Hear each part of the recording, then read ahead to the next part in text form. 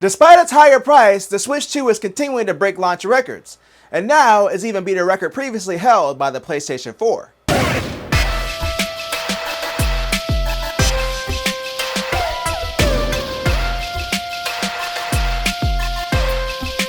It's Sunday, so let's get sensational. I'm Mike, and I'm back to talk about the gaming news. And it's been pretty hard to escape news about Nintendo due to the Switch 2 launching, so yeah, we're talking about the Switch 2 again, but this time it's related to its launch sales numbers. The last time we talked about the Switch 2 sales numbers, it was reported that it was the fastest selling console worldwide when it was reported that it sold 3.5 million units in its first 4 days.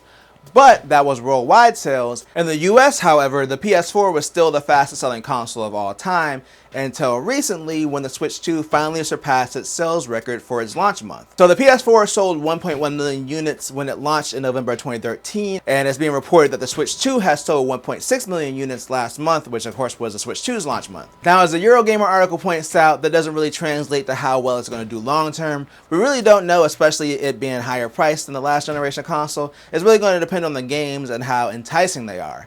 And speaking of that, one of the games they showcased during the Switch 2 announcement was Metroid Prime 4, which still has a release date of 2025. Now, of course, it's not a Switch 2 exclusive, but the launch lineup was kind of lacking, that is, until Donkey Kong Bonanza came out last week, which I've been playing a lot of. I don't want to talk about it. But yeah, I feel like the Switch 2 would have benefited from having Metroid Prime 4 available at launch, especially when you think about the fact that it was announced originally, let me check really quick, at E3 2017, that don't even exist no more. Anyway, there are signs that it may finally be getting ready to release soon. I mean, realistically, there's only 5 months left in the year, so they're running out of 2025. But a rating for Metroid Prime 4 was spotted on South Korea's classification board, so if it's being rated, that usually means it's launching soon. They rated it 12 and up for mild violence, so I'm guessing it'll probably land around teen in the US. Also, I do want to address the fact that I don't usually cover individual gaming stories unless it's part of a bigger story.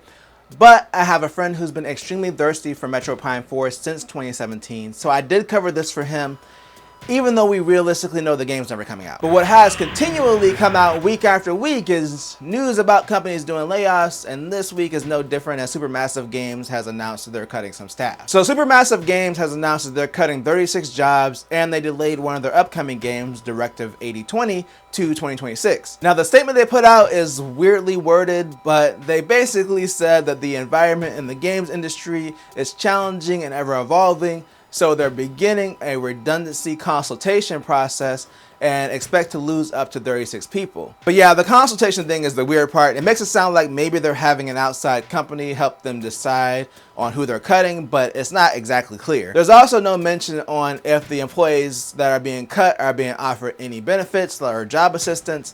The IGN article also points out that they cut 90 jobs back in 2024. And back in 2023, they had 350 employees. So with this current cut, that would be an overall reduction of 1/3 of their workforce since 2023. Now, it doesn't sound like they've made any cuts just yet, but hopefully they do offer some kind of support for the employees that they end up cutting. And speaking of cuts, it looks like Microsoft had to do a price cut on one of their upcoming games, and that's what we're talking about today.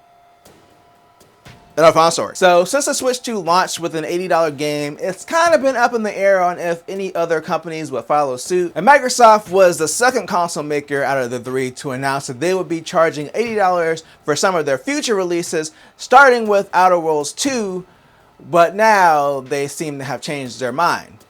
For now, at least. So Microsoft has reversed its decision to charge $80 for games at least for the rest of this year. They had already started taking pre-orders for Outer Worlds 2, so if anyone pre-ordered the standard edition at $80, they will automatically be refunded the $10 difference. Now, Microsoft stated that they changed the price to be in line with the current market conditions, which to me reads as they're saying they expected everyone else to move to $80 games, and when they didn't, they were like, oh, this is kind of a bad decision, especially after they just did a big increase for all their consoles. So yeah, bad timing. I mean, yes, Nintendo did technically launch with Mario Kart at $80, but it could be had with a console bundle, which would make it $50, and Donkey Kong Bonanza launched at $70, so I feel like Nintendo is still kind of playing around with the pricing and seeing what they can get away with. But yeah, with all the pricing stuff going on, with the tariffs, whatever they're doing at this point, it's just not a great time to try to raise game prices, especially when you look and see one of the best-selling games this year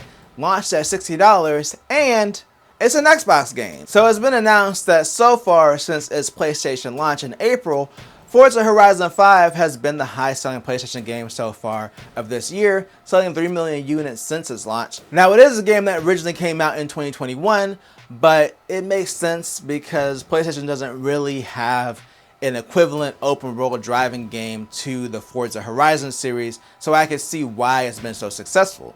So yeah, I hope that $80 games continue to not be the norm, especially with Xbox and Sony doing more cross-platform games to recoup costs. But let me know what you think down below. Do you think that we'll eventually get to $80 games this console generation? Or do you think that they'll stay at $70 and Nintendo's just going to do some weird stuff with pricing? Again, let me know down below.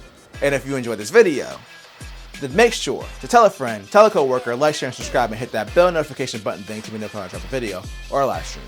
And I always do at least 2 things at the same time. Peace.